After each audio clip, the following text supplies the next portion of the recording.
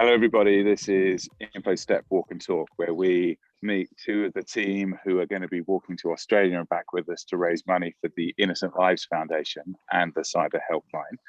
And today I'm joined by Ryan Surrey and Rosie Anderson. Hello, both. Good morning. Yeah, good, thanks. Morning, Adrian. Good morning. Nice sunny day for this one, isn't it? It's a lovely, gorgeous day. I'm already on 6,000 steps because of the school run, so She's flying. School run streak. I'm impressed. I think I'm at about 1,000 at the moment. I'm a bit slow down. Yeah, I'm the same. I drove the kids to nursery. I do lots of back and forth. There we go. So Oh, tell me a little bit. Ryan, come on. A few miles away. So tell me a little bit, Ryan and Rosie, why you're doing InfoStep and what it means to you as an individual. Good. So first and foremost, when I saw the two charities to start with, before I even saw what we were doing, I thought, oh, this is a great cause. Rosie's probably the same as a parent of young children. They just sort of really resonated with me. And the fact that we've just come out of a lockdown, well, I say come out of a lockdown, I feel like we're at the tail end. Whereas at the beginning of the first lockdown, I think, 2020, some days I was averaging nigh on 2,000 steps, walking to my coffee machine from my home office and back again. Not really utilizing that 1 hour we were allowed to exercise for the day. I really needed to sort of get back to it. It's really good for headspace. I sort of encourage on my team to do the same thing. And if I can do that at the same time as sort of raising awareness and money for great causes, it seemed like a bit of a no-brainer, if I'm honest. Yeah, I That's right. second that, Ryan. The charities are absolutely fantastic. Not just Innocent Lives, the Cyber Helpline as well. You know, there's a lot of, look at what happened for the InfoSec community. There's a lot of trolling online. There's a lot of bad things that happen. There's a lot of cyber hacks and innocent bystanders that do get targeted by criminals. And the money that we're raising for these two fantastic charities is absolutely great. But I had my first lockdown, I was just literally had a baby, a proper COVID baby. And then the second lockdown, I started a new business. So it's been interesting trying to get steps in.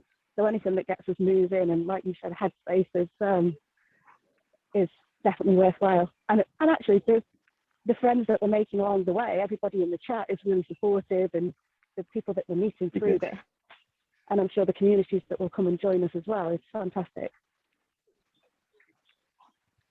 Yeah, thank you, Rosie. There's about 20, I think it's about 25, 26 of us at the moment, who are doing, the target is 2 million steps over 6 months, which is 11,000 steps a day, which I'm finding easy on some days, and some days it's a slog to pull myself out to just get those last few to keep on track. But I'm really enjoying that mental health side of things, and just how I feel after a walk, and I'm starting to get fitter. It's like a few weeks in now, and my body's starting to really want me to go out and have a stomp. It's quite nice, actually. It's a nice feeling. Yeah. So where are you both? Where in the country are you walking today? In the Wiltshire countryside between Bath and Swindon. And where are you, Rosie? I'm in Staffordshire, not too far away from Natasha actually, but I know Swindon and Wiltshire really well because that's where my old head office used to be. Excellent. So, if I recall, you both share the common theme in the team, almost as if by magic. You're both working in the recruitment side of the profession. Would you both like to tell me a little bit more about that? Maybe Rosie, you said you started the business up during lockdown. Yeah, so I work for a company called Honeypot Digital, which is in Manchester. We are cyber and IT recruitment agency. So Honeypot, obviously Manchester B, but within security and digital. So we are a two-man band. I joined Matt, who's our founder, in January, and on day one, the school shut, which was fantastic, especially because I've got a 5-year-old and a 15-month-old. But no, it's really good. It's really good fun to actually work for yourself. It's definitely pushing me, but I'm making some good strides, and hopefully our two kind of mission statements are people before profit and tech before choice. You know, we want to help people find the right opportunities for them. We do say no to clients, we do say no to candidates, and at the same time, it's got to be tech before choice. It's got to be proper enabling people's careers, and if they're going to change jobs. Brilliant. Nice. Yeah. And so I've, similar to Rosie, I set up for a year before Rosie did. So first lockdown rather than the third or fourth or whatever one we're on now. But so I set up January the 1st, 2020, just doing senior like technical cyber roles.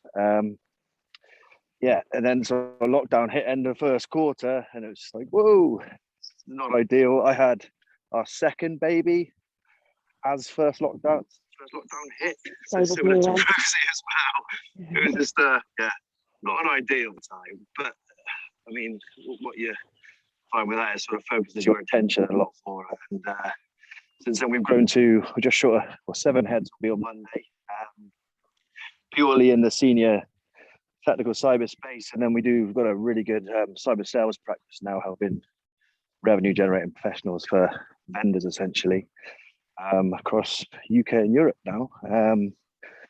But it's similar to Rosie, it's not your stand up, make a load of cold calls type function. It's very much a better sort of quality sort of level of service, and yeah, all sort of really people orientated.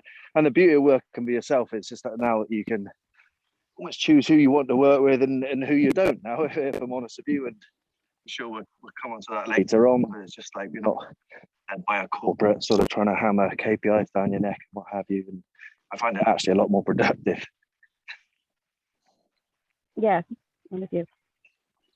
Okay, I'm going to hone in on that. So you sort of, both of you brought up the thing of values and a particular type of relationship you want with your clients, right? So give me some, so who are the types of people you want to work with, and maybe a couple of horror stories as to where it goes wrong.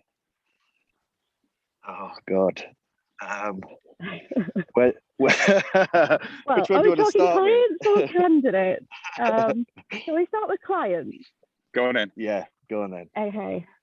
So clients can be really, really toxic. There are some really bad organisations out there that burn people out, that just are icky. I'm trying to try not to swear, so I'll use baby language. They're just icky. And actually, it's really hard for newbies coming into the industry because they don't know this necessarily if they don't have their network and their community.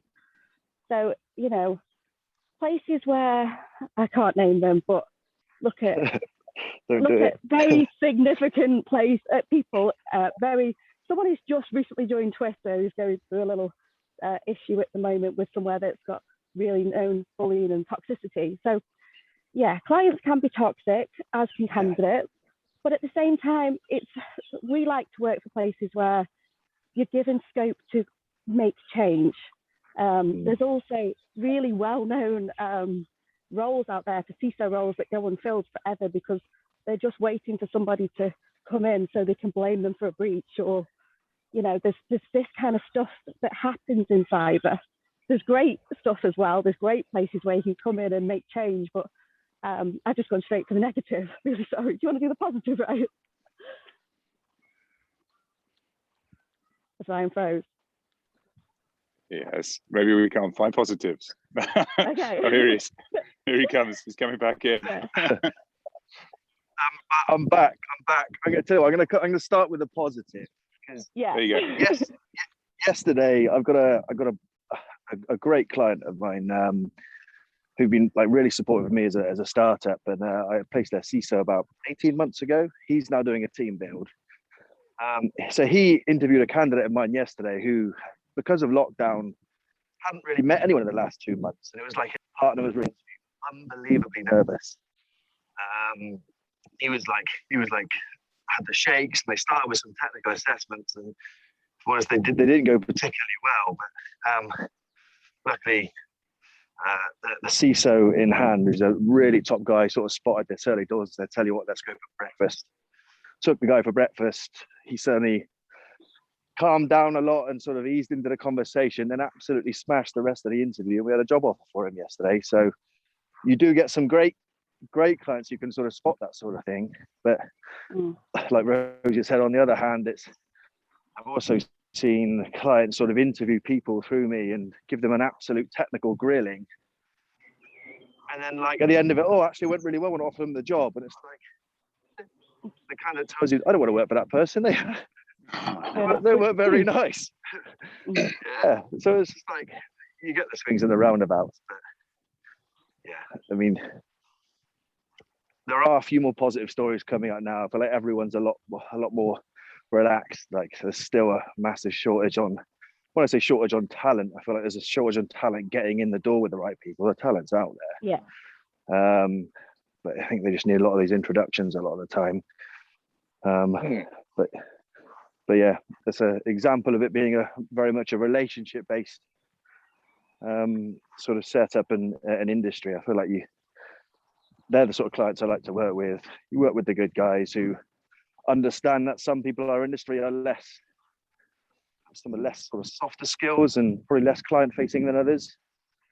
It's the beauty about the industry, though. Sort of everyone has a job for everyone in the industry, isn't there? Really. So yeah.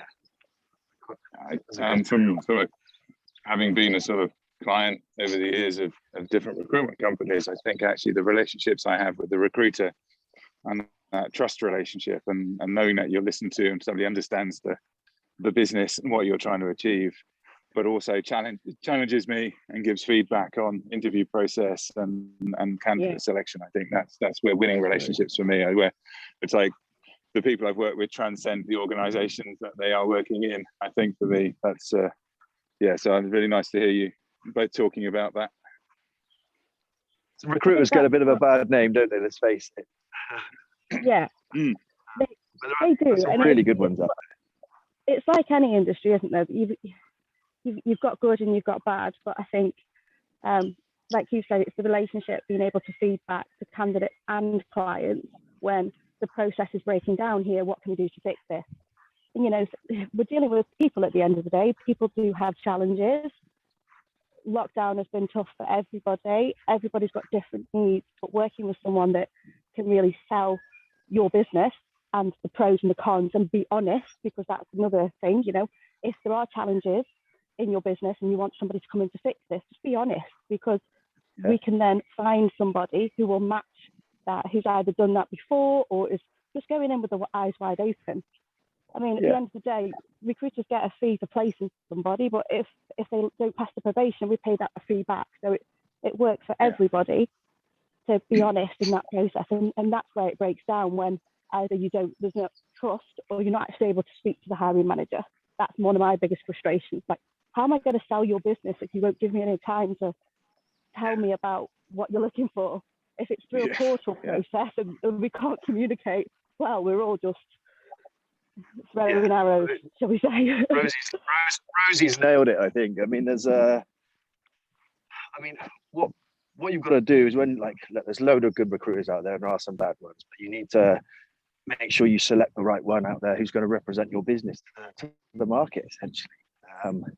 And you want that person to be able to articulate your business, articulate you. So, I mean, that FaceTime is integral to be able to do that, right? And then, but what a lot of clients, the clients I tend to not work with, would rather don't really care about that sort of process. And as long as you come up with the smallest margin, we'll work with you. And it's like, luckily, I work for myself. We can walk away from those. It's not the sort of process I want to operate with. So,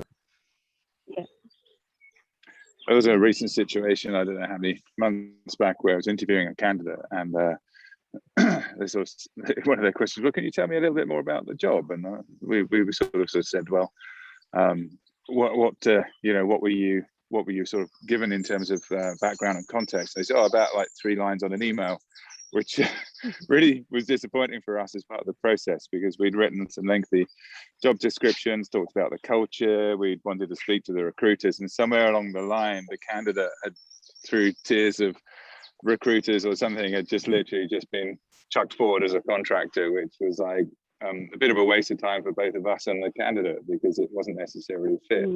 So yeah, I always make a point if I'm recruiting and really want to get a relationship with a recruiter because it's a cultural and a human fit as much as a technical fit, and absolutely. I want somebody to represent that, in a human way. Yeah. You should get, your recruiter should be meeting these candidates, right? You're going to articulate this candidate to you as well as the other way around. They should be sending over references for this candidate just to put your mind at ease a little bit. Because I mean, at the moment, let's face it, majority of interviews are still happening via Zoom and Teams and what have you. So it's just like as much background info as you can give the business and the hiring managers. It's going to be beneficial for all parties. And I mean, that's the service you pay for, right? And I mean, recruiters like charge a good fee for that sort of service and make them earn their money. Yeah, ask them what you're going to get. And the same with candidates as well. Ask your recruiter, okay, how are you going to represent me? What's the summary that you've written up about me? How are you selling me? What do you think my strengths are? Obviously, don't get them to write the summary for you. They need to be interviewing you against the role, but they need to be matching your expectations as well. Because recruiters are, there's lots of recruiters. There's not lots of, there are lots of amazing recruiters, but you've got to make sure that you know who's representing you and how they're selling to you, because there's so many breakdowns in communication that can happen if you've got 15 recruiters representing you and your CV goes into a client 5 times. They're going to be thinking, well, what's going on here? Yeah, that's a really good point, actually. Could you give me some advice on that? Say I'm a candidate and I'm working with a recruiter where I'm not feeling they're representing me properly, right? Is there a way that we can back out of that and get somebody else to properly represent us? Depends on the recruiter you want to represent relationship with the client, if I'm honest with you, Abe. Unfortunately, the nature of the beast, a lot of roles out there come out via a portal, get sent to multiple agencies, and then it's very much like a rat race in terms of dropping a CV onto a portal system, which is not the ones I like to work with, if I'm honest, because you get duplications. It's just got a convoluted process. It's all very messy, but make sure that your recruiter's got a good relationship with the line manager. They can articulate them properly. Make sure that they've sent you the job spec. Make sure you email them back saying, I'd like this organization to represent me at this rate or this salary. This is my notice period. Make sure it's all in writing, because that helps. You need an audit trail. If there are people you can go to if you do have a really bad experience with the recruitment agency. You can email them to say, I no longer wish for you to represent me. It needs to be in writing. And if you have a really, really bad experience, you can go to the REC, the Recruitment Employment Confederation. That's the right acronym, isn't it, Ryan? So if you have a really horrendous experience, you can report somebody and ask to speak to the business owner or ask to speak to their compliance team. You can ask for your details to be removed under GDPR, all those kind of things, so that you don't get contacted again. But then if you see these on a job board, there's a chance you will be contacted again if your CV is on a job board. So just to kind of put that out there as well. And then tell you what, I'm sure clients and candidates have got recruitment agencies on their do not use or their blacklist. Believe it or not, recruiters have got candidates and clients on the same one. Okay, then. So that's a different question. Then, so how do we as candidates totally mess up and get on your blacklist? What's some disaster stories you've had, both of you? Last minute interview pull-outs for non-genuine reasons are one. Somebody worked neatly. That's two.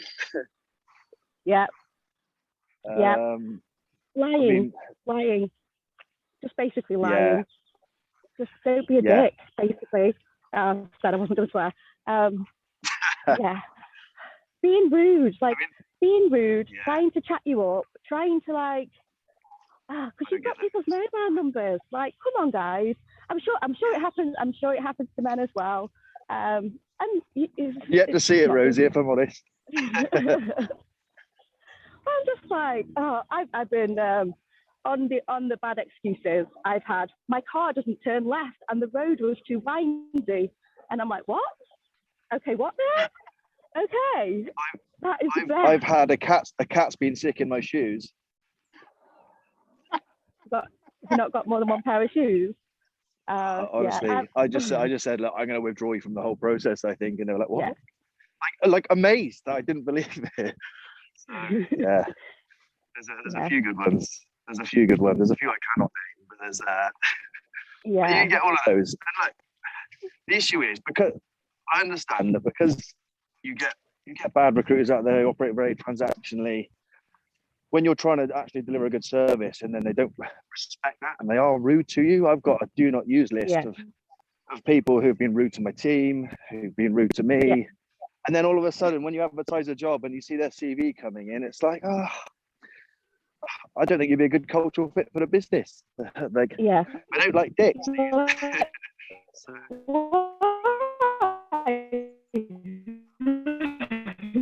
Oh, we've got some interesting cyber singing going on by Rosie then. Yeah. Some strange. I've had clients as well.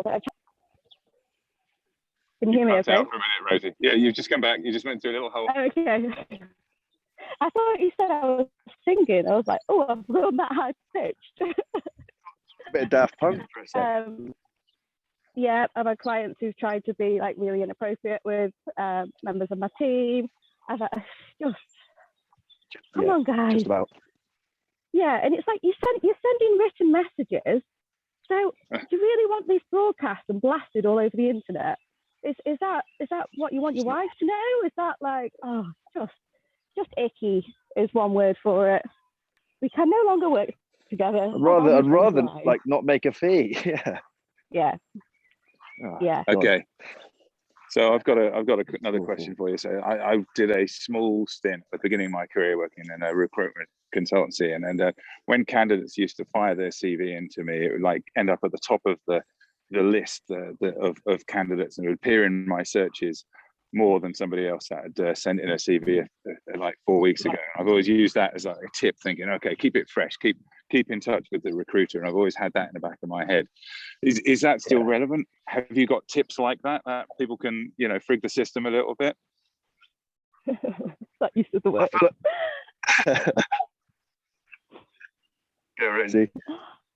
Okay, so yes, keep in touch with the recruiter. Like, don't ring them every day, but keep in touch with them, because we've all got, things going on. We do forget sometimes, but normally, if we're I think Ryan's probably the same as I, where we're working with the same people time and time again, or we're recruiting for the same roles time and time again because we're specialists in the areas that we cover.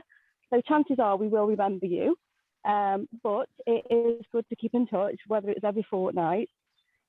Just things like, if people are searching on job boards, you can put technology and skills in more times to kind of come up higher in the searches, but most people are going to put it in as a data order or search for all the candidates in the last 6 months.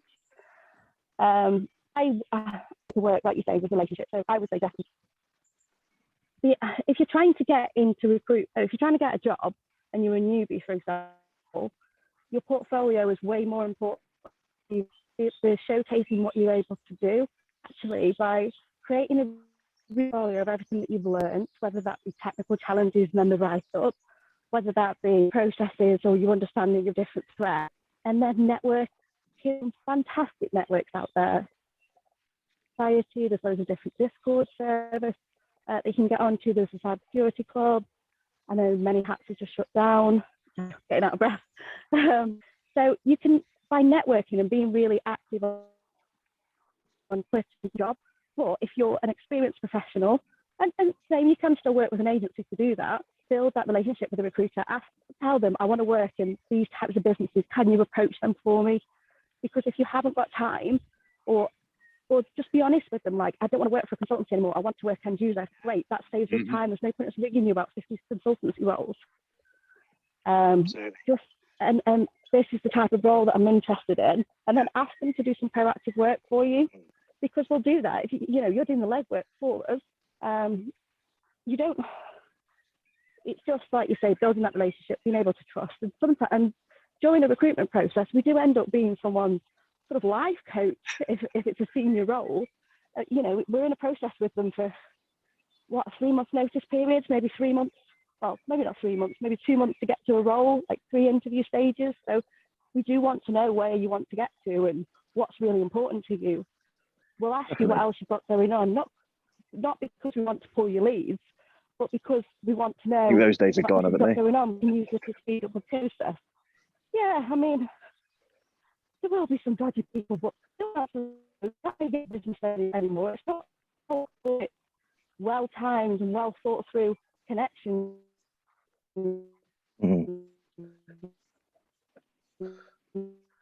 Rosie, you've gone robot again. Rosie's gone robot. You just went robot. And have I come back? Yes, you were Robot Anderson for a little bit. Better than Milo. I'll let you go now, Ryan. I've just ranted. Top tips from Ryan. She made some great points. I think building that relationship to start with, like, just meet people as many as you can. Like, you're going to want to meet people and say, oh, actually, I like this guy. He can represent me. You've got to get on with these people. I think I must have met you 4 or 5 times over the years, and it's like, I feel like if you build that relationship with them, you build that element of trust. You know they're not going to spray your CV everywhere without, sort of track it with a canary token or whatever I've sort of seen previously. But I think what you can do is just sort of say, look, I like this business, I like that business. The amount of times that I've said, look, tell you what, I know who hires for that job. I can't agree commercials with them. Here's a direct intro. Like the amount of freebies I gave away last year, where HR teams did not want to spend any money with agencies. And I was just trying to do the right thing. There are people at work, just trying to get people the right job or the right intros. And for me, I'm sure Rosie's the same, but if you do a good job with someone, like your money will look after itself over a period of time. And whether someone finds a job directly, whether they find it through you, brilliant. They find it through somebody else. I mean, I've pointed people in the direction of other recruitment agencies before who know I've got roles on that I don't. So you do a good service for someone in an industry which is so incestuous like ours. You'll do fine. But build those relationships, gain that trust. Don't hound them every day. That's a really good point, because let's face it, we've got a load of other people we need to speak to at the same time. But if you meet them and keep in touch, you'll be at the forefront of the mind when a role comes up. Use your agent to check out roles that you're applying for direct. So even if they're not through the recruitment agent, you can ask them what they've heard or people that they know that have worked there to kind of do some background research. And anyone who's applying to a role, whether it's through an agency or direct, do your research, do your background, look who else has worked there, look at the turnover of staff, because like I say, there are some great businesses to work for, but there are also some really bad ones. Really nice tip, that one. Absolutely. And would you recommend a particular job portal these days for cyber jobs that's doing a better job of LinkedIn. I mean, using LinkedIn, the majority of things are on LinkedIn. They've got the market just where they want it at the moment, if I'm honest with you. They charge me and Rosie a small fortune. Yeah. They do a good job getting all the roles on there, and there aren't many people who work inside who aren't there. I mean, I've got a few, but it's the majority of people are on LinkedIn. It's really good to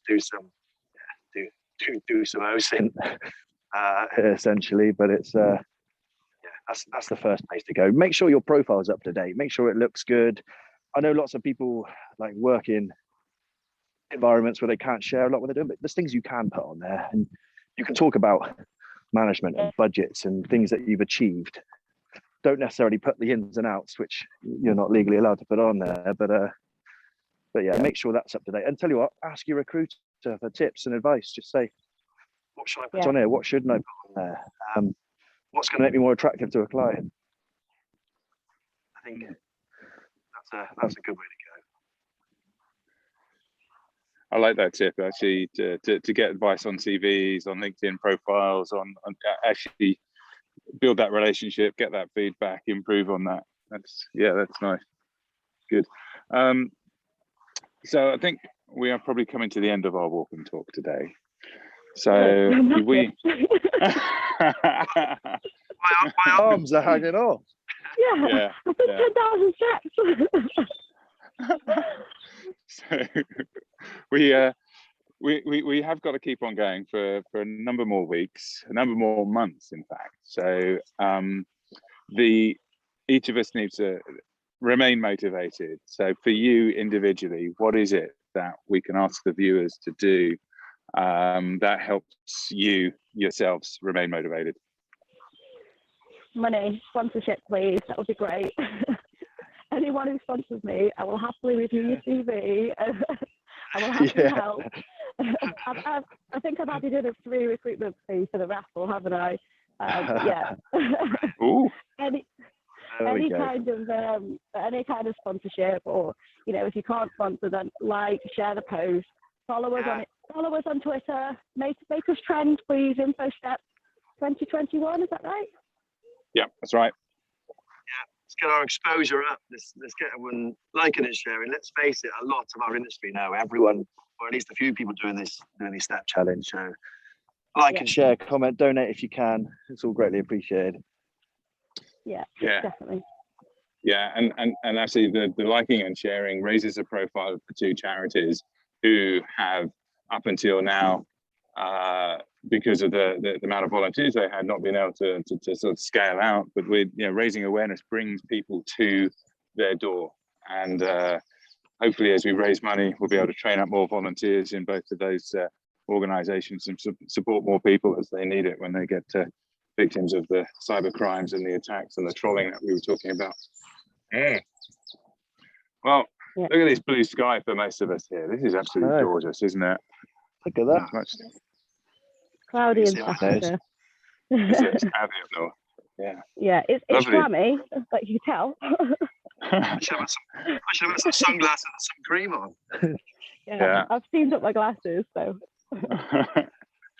Okay, thank you so much for joining me today. It's been a pleasure chatting and lots of tips. So we're just finish up with your websites, and both of you, where do we find you if we want to get to know some more about the services you're providing? Go on intasso.co.uk. Sorry, Rosie, and or LinkedIn, or drop me a connection. And I'm on LinkedIn, I'm on Twitter as Lady Rosie Cyber. It might be Lady Cyber Rosie, it's one of the two. And we're Honeypot Digital, so it's honeypot-digital.com. Lovely. Well, all the best. Enjoy the rest of your walk today. And I'll see you somewhere along the journey to Australia again.